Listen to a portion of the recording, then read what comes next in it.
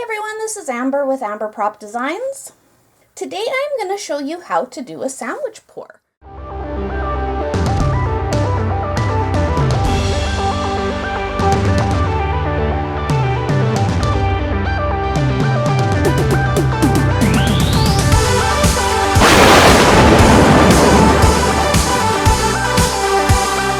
We're going to be using a variety of colors from Liquitex Basics. I will put that all in the comments below. If you have not subscribed yet to my channel, please do and hit that little bell so you can get notifications when I post. So the red that I'm using today is a Liquitex Basics. It's a deep hue. It's also an orange. It is Cadmium Orange hue.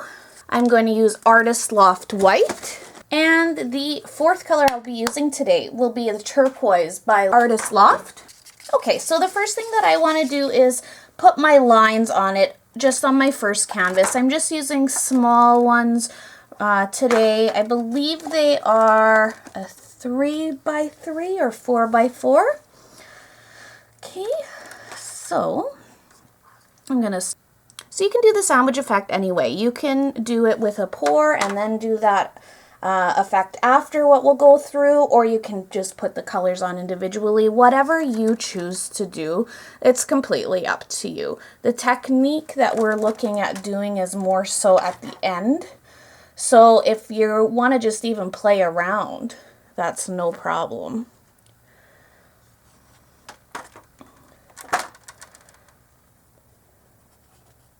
So the reason why my orange is so light is because when you are using Floetrol, it will tend to lighten certain colors. And that's okay. I wanted this color today.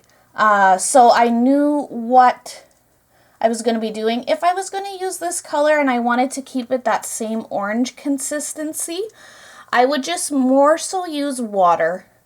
And unless you have a pouring medium like Liquitex, pouring medium is clear, you usually don't have that problem. The pouring medium will set up a little different. They all do. So I'm just trying to cover my edges here so I don't have to do that later on. I just need some white, just need some red.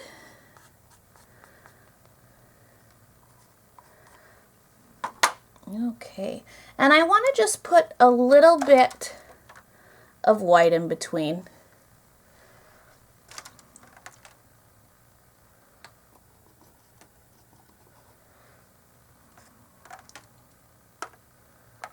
Okay, now the effect that you're looking for is, like we call it, the sandwich effect. It should bring up different kind of texture for you. Now you can do it several different ways. Today I'm going to do it the longer version, and we're going to cut the clip a few times. Now you can put your other canvas and just put it directly on there and remove it. It will give you kind of, depending on the way and the direction that you do, it will almost look feathered. And that's something that I will do another video on for you. For today, I am going to put this directly on it, but I am going to leave it for about 15 minutes. Okay, so I'm going to put that to the side and I'm going to leave it for 15 minutes. The reason why I am doing this is so the paint starts to dry a little more and we will get more texture by letting it sit. You can even let it sit till it is almost dry. I would not wait for it to dry 100%.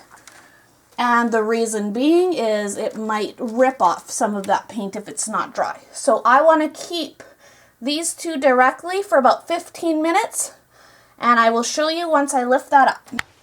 Alright, so we're going to go back to our sandwich pour. My desk is a little messier than when I left because I decided I'm going to do another painting in between of that.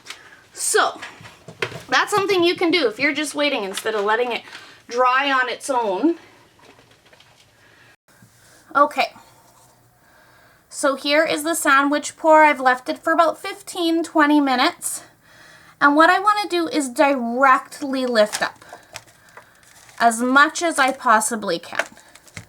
The reason for this is so we can get that texture instead of a feathered effect. So I'm just going to lift up directly, let it fall on its own, let the suction go. There you go. This now, you have two pieces that are almost identical, which is incredible for a paint pour. Now you're going to find that it is going to go down a little bit as it dries, which is not a problem. So it is going to go down a little bit. The paint's going to dry, but you're going to have that awesome effect that's going to stay right here, kind of that leafy branched out look. And you're going to have these lines should stay quite often.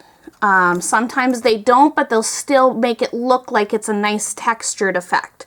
And now you have two paintings that coincide with each other and you did one thing. So I like how this turned out.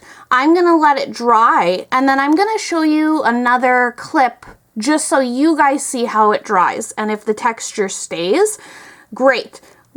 We might have to use thicker paint if it doesn't. So we will just test this out and you guys definitely comment below. Let me know what you think. And so this was the sandwich effect and I'm excited to do a few more things with these. Maybe we can try it with some inks, but that's videos to come. So hopefully you guys enjoyed the video. Let me know. As you can see, those lines really came out really nice. You can see over here,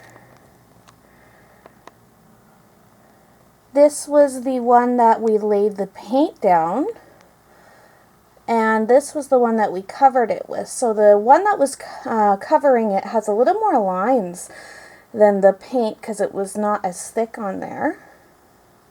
So I'm really happy with how this came out. Looks super cute. And thanks so much. If you want to comment below, let me know if you have any questions or anything like that.